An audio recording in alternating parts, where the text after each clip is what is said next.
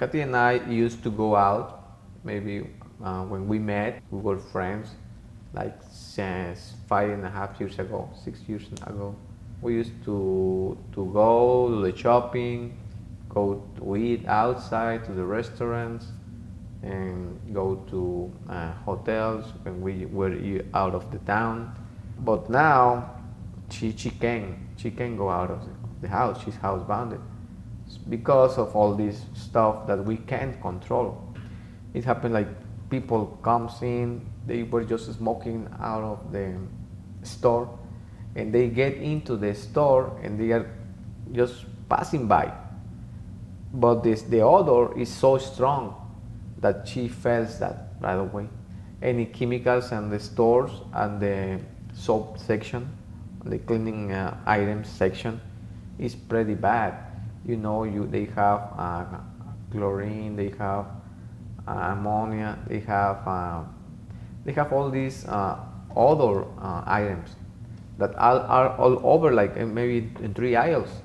If you're walking maybe on the back aisle, you can feel it right away. We had a lot of bad experiences with this, so she definitely stopped and doing her own shopping, and I need to take care of all the shopping. Kathy is not able at this time to wash the dishes or do her own laundry because she's just that bad, and she's always start having troubles to breathe. Kathy is not able to cook for herself. She has got into anaphylaxis because of the fumes when she's cooking. She was getting these reactions, even just standing around the kitchen, she's getting those reactions. We didn't understand at the beginning if it was. She got a lot of other illnesses like electrosensitivity, and we have the freeze, we have the microwave, we have this the toaster. So she started having these reactions, and we didn't understand why. At this point of the illness, I need to carry her water even out of the freezer, and then she just stopped doing those things that she used to do maybe 2 or 3 4 years ago. She used to cook. It wasn't a problem for her, but today she can't. I mean, she's not doing that, and I need to do all this. We used to cook together, but not anymore. She can't eat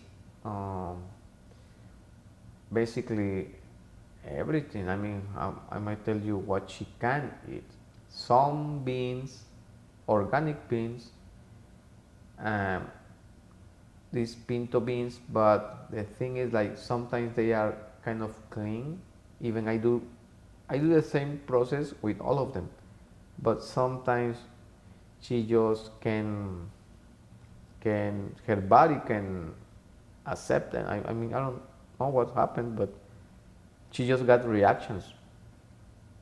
I do lentils today. She can eat lentils, and recently she just found that she can eat squashes, like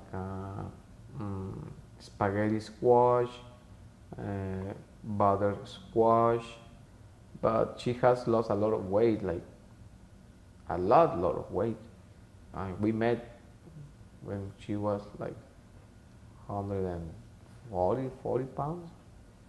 Now she's like 101 or so, 103 pounds. So she's really skinny.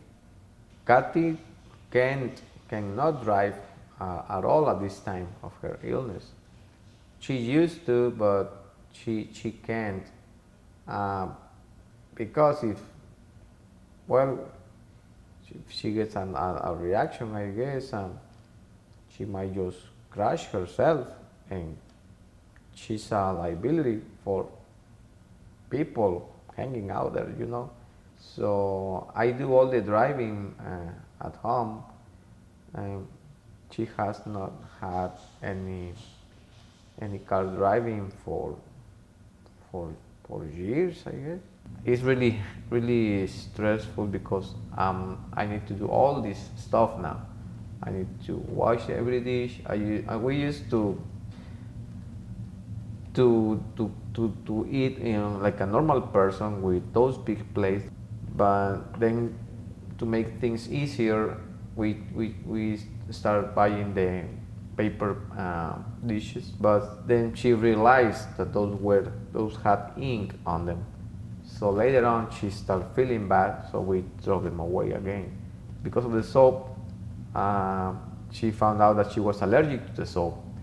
Even those were like natural soaps or liquid and no fragrances at all. They call them themselves natural, but even those are not really good for her. I do clean the house every 5 or 6 days, because if I don't do the vacuuming or take care of the dust, she starts suffocating and getting anaphylaxis. We've been through this a lot of times lately. The first time was really scary because I saw her how she was like turning blue because she's white, and her nails were like turning blue too, and she got this stridor that it's like this sound like she's trying to get air through her lungs, but she can't because her well, that's what I saw, and I was really scared about it. My stomach, was like really nervous about. I thought she was going to die. If I don't do that cleaning, if I don't vacuum the house, there's this dust that we don't know where this comes from. We don't have kids, we don't have animals, we don't have cats or dogs, but every 4 or 5 days there's this little on the surfaces. I don't know, they are there. What I use to clean the house is another kind of mixture. It's baking soda and peroxide with water. That's the strongest solution that she found that's able to clean. For the other sections like tables and chairs, we use a different and soft solution, and it's kind of baking soda and water. For me to do it, it's like 5-6 hours to do that every 5-6 days. Because she's so sick, I might carry something on myself that might get dangerous to Kathy. It might kill her, so I undress into the garage and clean on my body. I need to change my clothes. I always carry clean clothes with me, and I go into the house. Once I thought I cleaned myself pretty well, but I didn't. We tried to hug together, and she already felt it right on my ear, in the back of my ear or my neck, and she always tried to get her throat swollen so she can breathe, and she had to use her EpiPen. I have this liquid, which is baking soda basically, and I always carry like one rack, or I carry like two or three, because if one of these gets really dirty by using it, I need to carry a new one. So I basically spread this, like the bottle has a baking soda with water. She prepares it for me, so she knows the percentage of baking soda, and I spread it like this, and then I start rubbing all my hair and my face, my neck, my hands, my body, right at the garage before entering through the back door. When I'm out of the house and I get really dirty on my clothes, I need to change them. So every time I'm around people who smokes or use a lot of fragrances on them, so my shirt and my pants get contaminated. So right after I left that meeting, let's say a meeting, I do meetings, so I need to change myself and get my dirty clothes in my trunk of my car, and then put on clean shirt and pants. The liquid I use to clean all the items that I bring into home is this mixture. Is peroxide full grade and with water. And basically, I got to clean every item with this kind of rags, and the liquid I spread it on it, and I start cleaning everything. I clean the groceries, I clean the plastic bag, I clean everything, and I put them straight into the house. I open the door as fast as I can and just drop everything there, and I take off right away. I don't stay inside longer than that, than maybe 20 seconds. Every time I get home and I need to take a look on the neighbors, because if they are smoking, I can get out of the car, because the houses where we live are pretty close together. If they are smoking on their front door or even on the side next to our house, the smoke gets, and if I'm trying to clean our items, they get contaminated with the smoke, even fragrances. And every time they're doing their laundry and they are using their dryer, the exhaust gets into the items that I'm trying to clean. So I need to wait. Even I've been waiting maybe for 2 or 3 hours before they are out of there, and I can't do anything. I need to wait. Kathy is in another level of allergy. Kathy needs to protect herself using this mask that she found that works for her. It's expensive because it's good. When Kathy is in anaphylaxis or having this bad reaction, I need to provide her with, first of all, I need to stay calm, because in the beginning I was getting really scared about it, and I was panicking about it, and then I was like, I didn't understand at the beginning what to do, but it's pretty scary looking at somebody who can breathe. I didn't have that experience in my life until I met her and we got to this point of her illness. I need to make some hot water for her, and I need to, of course, reach her shots pretty close to her, and I just need to be around her, pretty much like I need to stand right next to her, and maybe right in front of her. I need to be looking at her, because something might have happened, and this was the doctor prescription. She suggested me to do that.